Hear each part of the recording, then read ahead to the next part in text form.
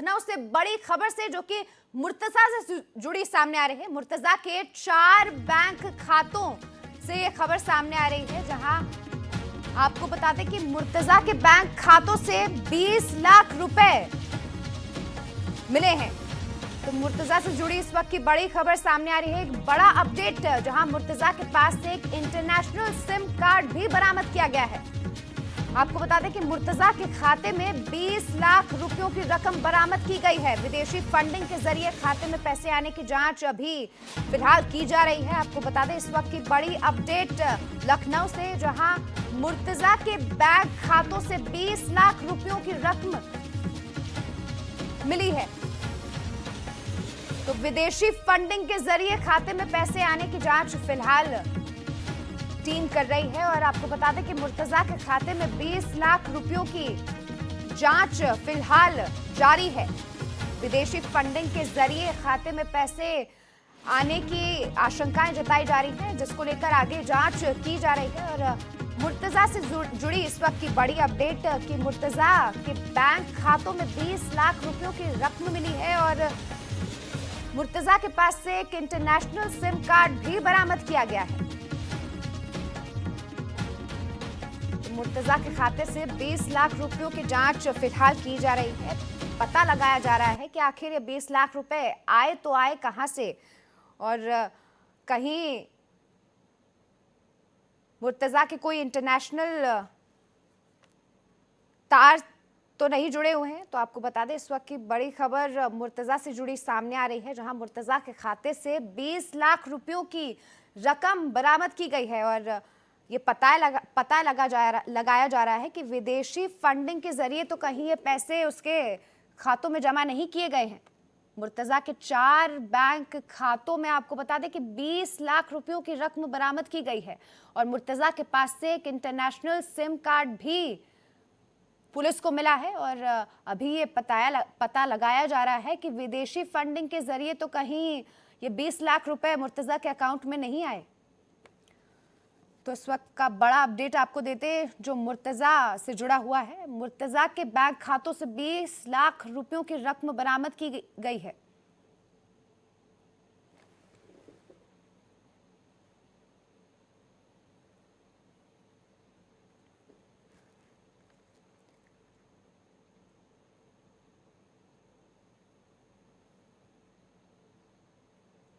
तो इसी खबर पर रमेश हमारे संवाददाता न्यूज दूर से हमारे साथ लाइव जुड़ चुके हैं। रमेश, मुर्तजा के खातों से 20 लाख रुपयों की रकम बरामद की गई है, इसको लेकर क्या कुछ और जानकारियां सामने आ सकी हैं?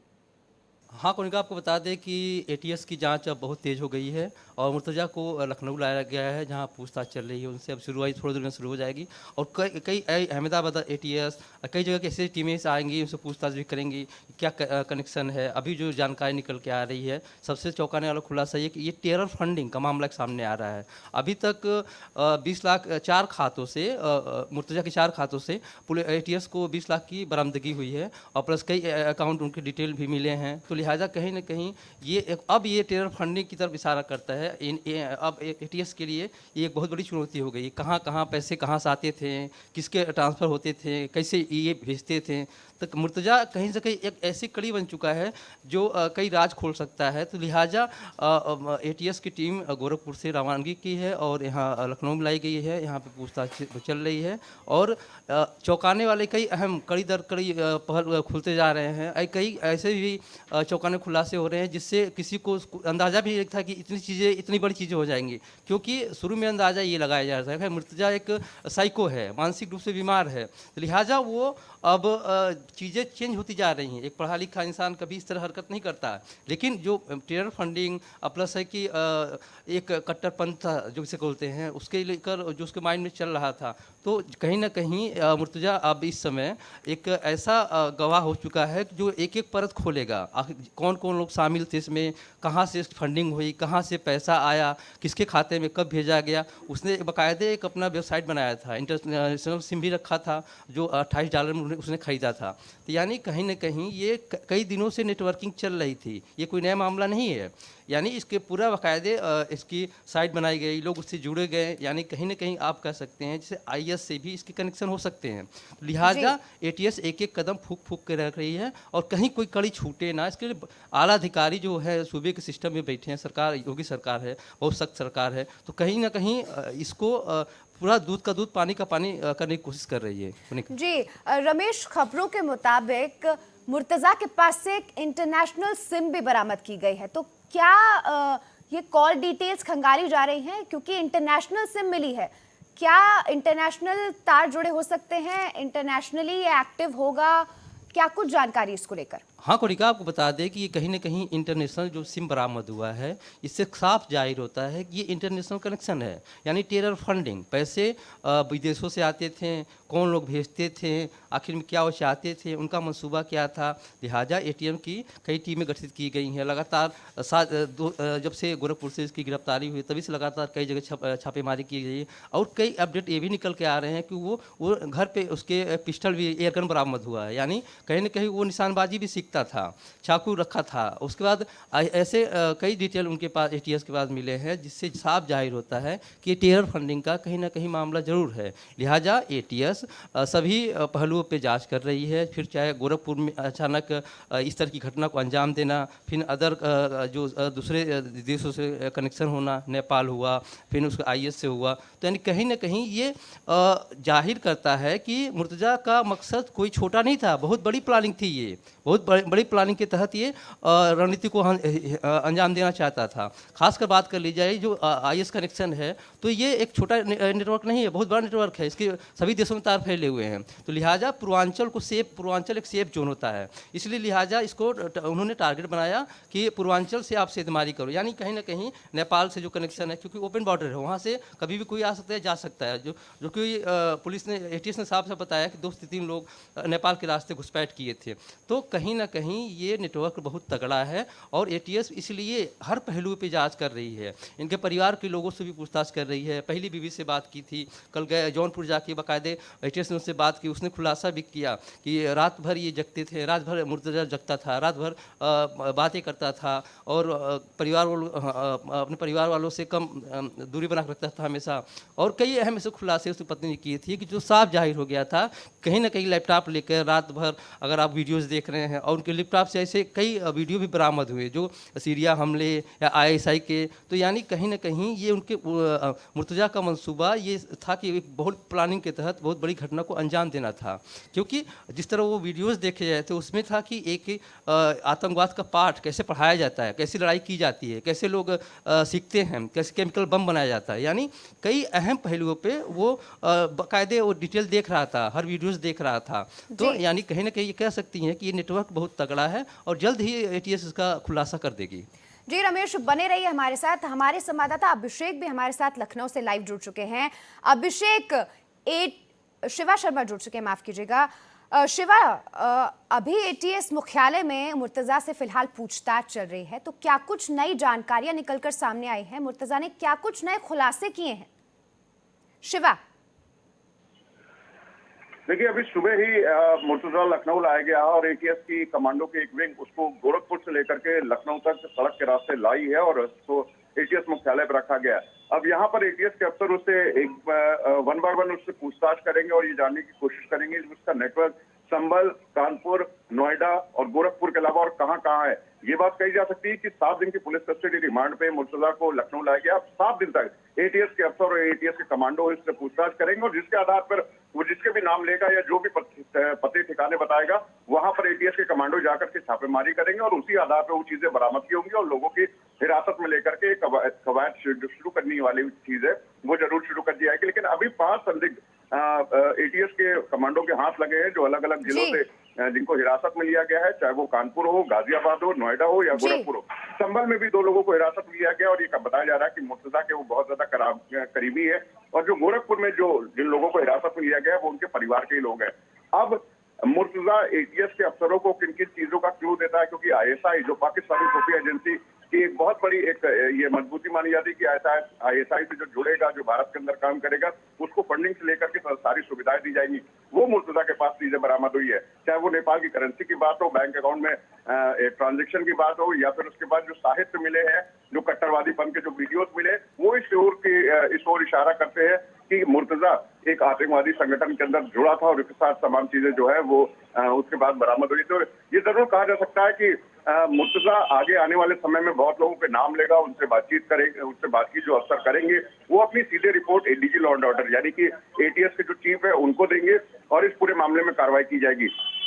तो जरूर एक बहुत बड़ा समय होगा, जो 7 दिन की पुलिस कस्टडी रिमांड होगी, वो जरूर कहा जाएगा कि 7 दिन जो है वो बहुत ज्यादा अहम है एटीएस के अफसरों के लिए, जो उनसे पूछताछ करेंगे। जी शिवा, एक इंटरनेशनल सिम भी मुर्तजा के पास से बरामद की गई है, तो क्या कॉल रिकॉर्ड्स खंगाले जा रहे हैं? क्या कुछ सामने निकल कर आया है इससे जुड़ा हुआ?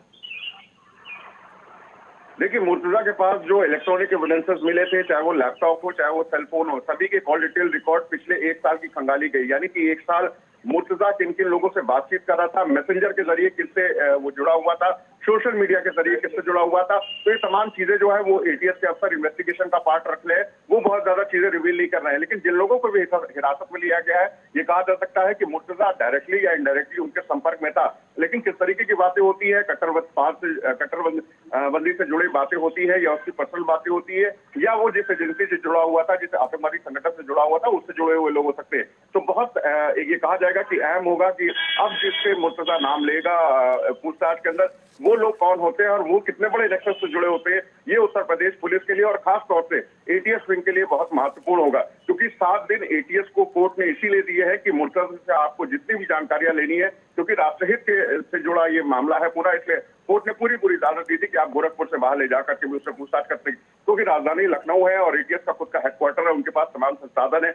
जरूर ये हो सकता है कि अगर मुर्तजा को कहीं ले जाने की बात रहेगी, चाहे वो मुंबई हो या उत्तर प्रदेश का कोई अन्य जनपद, तो एटीएस के कमांडो उससे अपने साथ भी ले जाएंगे और वहां जहां वो अपने क्लूज बताएगा, वहां उसके साथ छापेमारी होगी और वहां पर दस्तावेज की बरामदगी की बात की जाए, चाहे लोगों को हिरासत में लेने की बात की जाए, वो सभी चीजें आने वाले दौर में देखी जा सकती है। लेकिन मुर्तजा जो 7 दिन की पुलिस कस्टडी रिमांड में लखनऊ लाया गया है, ये 7 दिन में एटीएस के अफसर उससे बहुत ज्यादा चीजें निकलवा सकते हैं। जी शिवा, एटीएस मुख्यालय मुर्तजा को लेकर आया गया है, तो अगला कदम आखिर एटीएस का क्या होगा इस मामले को लेकर आगे? देखिए, जो भी लोग हिरासत में लिए गए हैं उनको क्रॉस कराया जाएगा मुर्तजा के सामने एटीएस मुख्यालय के अंदर कि मुर्तजा ने अगर आप लोगों के नाम लिए हैं और इस तरीके की गतिविधियां हैं, क्या ये वाकई में सही है। अगर वो आरोप गलत लगाएगा तो वो दूसरा पक्ष भी जरूर मुर्तजा के ऊपर अटैक करने के लिए उसकी कई चीजें खोलेगा भी। तो जो रिवील होने की बात है, इसीलिए शायद लखनऊ लाया गया मुर्तजा को, कि जो रिवील की जो पावर है उसका इस्तेमाल किया जाएगा। यानी कि मुर्तजा अगर पुलिस की एजेंसी को या एटीएस एजेंसी को भटकाने की कोशिश कर रहा है, तो वो भी रिवील होगा कि आखिरकार वो किस तरीके की बातें क्यों बोल रहा है। तो जो लोगों को क्रॉस कराने वाली बात है, वो ये सूत्र हमारे बताते हैं कि वहां पर उनका आमना सामना कराया जाएगा और उनसे ये जरूर तस्दीक की जाएगी कि मुर्तजा ने अगर आपका नाम लिया तो आपका नाम क्यों लिया है। और जरूर बदले में ये जरूर देखने को मिलता है कि अगर आप किसी का नाम लेते हैं और पुलिस को भटकाने की कोशिश करते हैं तो पुलिस उसको क्रॉस चेक कराती है। ये बहुत अहम कड़ी है। और साथ ही साथ ये कहा जा रहा है कि अब बाय एयर भी अगर मुर्तजा को अगर कहीं ले जाना होगा, चाहे वो जम्मू कश्मीर की बात की जाए, चाहे किसी भी अदर स्टेट की बात की जाए, तो बाय एयर भी उसको लिफ्ट किया जाएगा और जो एटीएस के कमांडो है वो कड़ी सुरक्षा के बीच में उसको उस जगह पे ले जाकर के तमाम चीजें बरामद करेंगे। क्योंकि बार बार ये कहा जा रहा है कि जो इसके पास से चीजें बरामद हुई है, चाहे कट्टरबंद पास से जुड़ी हुई तमाम जो वीडियोज हो, चाहे जाकिर नाइक का जो भड़काऊ भाषण वाले वीडियो हो, तो कुछ ना कुछ मुर्तजा इन सारी चीजों से सीख ले रहा था। वो सारी चीजें इसके पास एक एविडेंस के तौर पर मिली है, जो कोर्ट के सामने रखी गई और कोर्ट ने माना कि मुर्तजा कोई आम व्यक्ति नहीं है जो मुंबई में रहकर केमिकल इंजीनियरिंग की पढ़ाई कर रहा था और सीधा साधा व्यक्ति है। जरूर ये आतंकवादी संगठन से जुड़ा हो सकता है। लिहाजा उत्तर प्रदेश पुलिस को और उत्तर प्रदेश सरकार को पूरा हक है कि मुर्तजा को रिमांड पर लेकर के उससे पूछताछ करने का एक दौर दिया जाए। तो जरूर आगे आने वाले समय में अगर 7 दिन एटीएस के अफसर उससे लखनऊ में लाकर के पूछताछ कर रहे हैं तो बहुत अहम दिन होने वाले हैं। और डे बाय डे इसकी अपडेट एटीएस के अफसर ये बताते हैं कि मीडिया रिपोर्ट्स में जरूर देंगे कि आखिरकार मुर्तजा से क्या कुछ निकला है और किन किन लोगों को हिरासत में लिया गया है।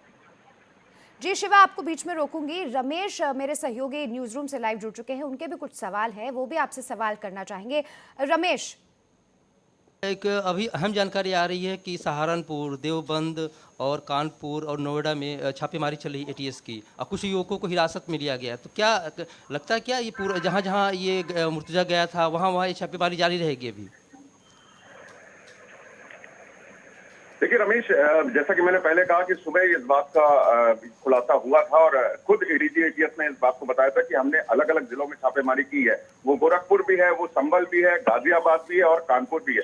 इसके अलावा कई अन्य जिले हैं जिनका वो नाम नहीं लेना चाहते हैं, लेकिन उन्होंने कुछ लोगों को डिटेल जरूर किया है जिसपे पूछताछ की जा रही है और आने वाले समय में इस तरीके की जो पूछताछ है वो जरूर की जाएगी। जो उन लोगों को हिरासत में लिया गया है उन लोगों से भी क्रॉस चेक किया जाएगा कि मुर्तजा ने आप लोगों के नाम लिए और इस तरीके का आरोप लगाया। तो जरूर अलग अलग जिलों में छापेमारी की जा रही है मुर्तजा के कहने पर, क्योंकि मुर्तजा मैं बार बार कहता हूं कि जिन लोगों के नाम लेगा और जिन भी जगहों का नाम लेगा वहां पर पुलिस की टीम और खास तौर से एटीएस के कमांडो तत्काल पहुंचेंगे ताकि वो उस चीजों को क्लियर कर सके। ये दो चीजें हैं कि मुर्तजा लगातार 2 दिन से शुरुआती दौर में, चाहे वो सोमवार हो या मंगलवार हो, 2 दिनों में कई बार वो पुलिस अफसरों को गुमराह कर चुका है। वो कई बार ये भी शुरुआती दौर में कह चुका था कि वो लैपटॉप का पासवर्ड नहीं जानता, वो एयरफोन का अपने सेलफोन का पासवर्ड नहीं जानता है। तो तमाम चीजें थी उसने भटकाने की कोशिश की थी और अभी भी शायद वो करने की कोशिश करेगा। इसलिए जो एडीजी लॉ एंड ऑर्डर है उन्होंने साफ तौर से सभी जिलों के एसपीज को कह दिया है कि वो इस ऑपरेशन में सहयोग करे। यानी कि अगर वो किसी भी जनपद का बैठ करके यहाँ से लखनऊ में नाम लेता है, वहां के एसपी जो उनकी लोकल टीम है वो वहां पर एटीएस कमांडो के साथ जाकर तत्काल तफ्तीश करे, क्योंकि 7 दिन का समय है। इसे कम भी कहा जा सकता है, इसे ज्यादा भी कहा सकता है, लेकिन इन्वेस्टिगेशन के लिहाज से ये 7 दिन बहुत कम होता है कि अगर वो गुमराह करने की कोशिश करेगा तो 2 दिन तो उसी में खत्म हो जाते हैं और बचे रहे 4 दिन या ये 5 दिन, तो उसमें पुलिस की टीम क्या करेगी। तो ये सभी चीजें जो है ये कहा जाएगा कि डे बाय डे अपडेट होगी और एटीएस के अफसरों ने साफ तौर से इस बात का कहा है कि किसी भी अफवाहों पर ध्यान न दे,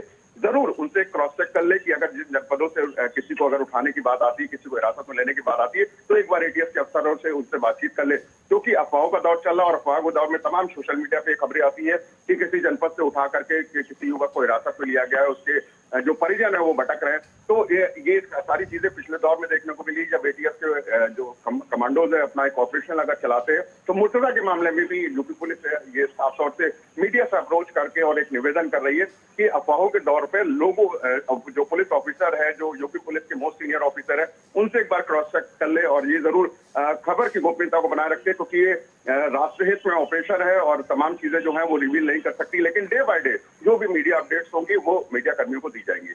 सिवा एक और जानकारी हम जानना चाहेंगे कि अभी फिलहाल जो खाते बरामदी हुई है, 4 अकाउंट से 20 लाख रुपए रिकवरी हुई है, तो यानी कहीं ना कहीं इसको अब एटीएस की जांच अब कहीं ना कहीं टेरर फंडिंग की तरफ भी जाने लगी है। तो क्या ऐसा क्या चीज़ें हुई हैं जो बरामदगी हुई है, क्योंकि आईएस से कनेक्शन अलग बात हो गई, पैसे का जो बरामदगी यानी कई देशों से इनके फंडिंग भी आई होगी, तो कहीं ना कहीं अब एटीएस के लिए एक चुनौती बड़ी हो गई है कहीं की, क्योंकि टेरर फंडिंग कितने जिलों में गया, कहाँ कहाँ से पैसे आए, कहाँ पहुँचे।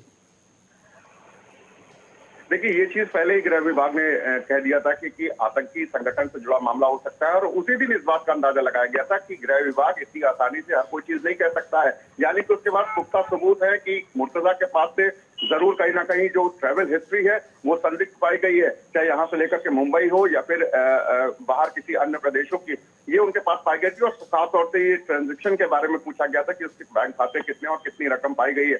उस वक्त तो एडीजी लॉ एंड ऑर्डर और एसीएस होम ने इस बात को टाल दिया था कि अभी वो जांच का विषय, हम उसे रिवील नहीं कर सकते। लेकिन जैसे ही दिन पे दिन बीतते गए ये बात जाहिर होती गई कि मुर्तजा के पास से 2 से 3 अकाउंट थे जिसको वो ऑपरेट करता था और उसी में इस तरीके की रकम आती थी। हालांकि नेपाल से भी रकम ट्रांसफर हुई है और नेपाल पर जो एटीएस की टीम है वो परसों से ही डेरा डाले हुए है कि नेपाल में कौन कौन से लोग हैं जो इसको ट्रांजेक्शन करते थे, वो अभी फिलहाल हाथ नहीं लगे हैं। लेकिन जो उनकी मोबाइल डिटेल्स की जो रिकॉर्ड थे, जो उनकी लोकेशन थी, वो सारे मोबाइल बंद हो चुके हैं। लिहाजा ये कहा जा सकता है कि जैसी जैसे टीम उनके पास पहुंचती है मुर्तजा के लोगों के पास, तो वो लोग अलर्ट हो जाते हैं, वो लोग अपनी जगह बदलते हैं। लेकिन एटीएस के ऑफिसरों का साफ तौर से कहना है कि इस ऑपरेशनल जो गतिविधि है वो किसी भी तरीके से लीक ना हो, क्योंकि उन्हें कई लोगों को पकड़ना है। मुर्तजा उनके हाथ लग गया ये बहुत बड़ी बात नहीं है, लेकिन मुर्तजा से जुड़े हुए जितने भी लोग हैं, चाहे वो उनके आका हो या उसके साथी हो, सभी को पकड़ना एक बहुत बड़ी चुनौती है। इसलिए वो ऑपरेशन को बहुत ज्यादा गोपनीय रखना चाहते हैं कि जब तक किसी की गिरफ्तारी ना हो जाए या किसी का अरेस्टिंग ना हो जाए, वो इस ऑपरेशन को पूरी तरीके रिवील ना करे। तो थोड़ा सा ये कहा जाएगा कि रमेश, रुकने की जरूरत होगी कि किसी भी ऑपरेशन को पूरी तरीके से गोपनीयता बनाने के लिए हमें उत्तर प्रदेश पुलिस का थोड़ा बहुत साथ जरूर देना चाहिए। लेकिन मुर्तजा की जो गिरफ्तारी है और इस 7 दिनों की जो पुलिस रिमांड में जो पूछताछ है एटीएस के अफसरों की, वो बहुत अहम होगी। चलिए बहुत बहुत शुक्रिया रमेश और शिवा आपका तमाम जानकारियों के लिए।